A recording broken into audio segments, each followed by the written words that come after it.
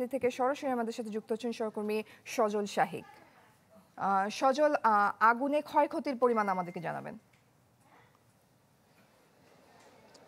জয়ী, আসলে মহাখালী সাত তলা যে বস্তি, সেই বস্তিতে কিন্তু জানেন যে ভোরেই আগুন লাগে এবং সেই আগুনটি 1.5 ঘন্টা পরে নিয়ন্ত্রণে আসে, যার ফলশ্রুতিতে কিন্তু এখানে যে সকল নিম্ন আয়ের মানুষের বসতি আমরা যতদূর জানতে পেরেছি, সেই সকল মানুষের কিন্তু সর্বস্ব, অর্থাৎ তাদের শুধু শরীরের কাপড়টুকু ছাড়া আর কিছুই কিন্তু তারা বের করতে পারেনি।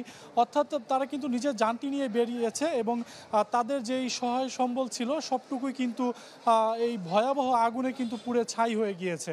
এই মুহূর্তে কিন্তু তারা তাদের পোড়া যেই মালামাল সেটি কিন্তু তারা নিচ্ছে এবং যার যার যেই স্থানে যার যার রুম ছিল সেটি তারা সেখানে তাদের যে মূল্যবান জিনিস তারা খোঁজার চেষ্টা করছে।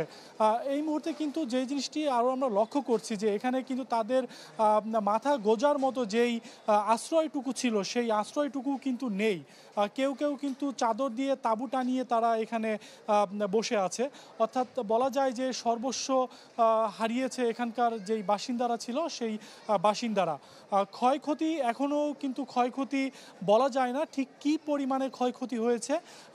ফায়ার সার্ভিসের পক্ষ থেকে যেটি বলা হয়েছে, তারা একটি তদন্ত কমিটি গঠন করেছে। সেই তদন্ত কমিটি প্রতিবেদন না দেওয়ার আগ পর্যন্ত আসলে বলা যাবে না যে কী পরিমাণ ক্ষয়ক্ষতি হয়েছে এবং আগুনের সূত্রপাত কী। তবে স্থানীয়দের সাথে কথা বলে যেটি জানতে পেরেছি যে এই বস্তির সাথেই লাগোয়া অবস্থায় কিন্তু একটি ট্রান্সফরমার ছিল, সেখান থেকেই কিন্তু মূলত আগুনের সূত্রপাত বলে তারা ধারণা করছেন।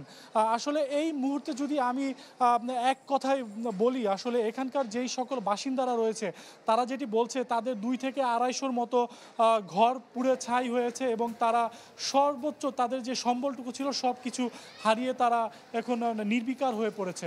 জয়ী, এই ছিল এখান থেকে সর্বশেষ। সজল, ধন্যবাদ আপনাকে। দর্শক, মহাখালী 7 তলা বস্তির অগ্নিকাণ্ডের খবরাখবর জানাচ্ছিলেন সহকর্মী সজল শাহিক। সানবিট সব দিবে সামাল। সানবিট ম্যাজিক প্রেস ডিশওয়াশিং এর মাথা ঘোরানো সলিউশন।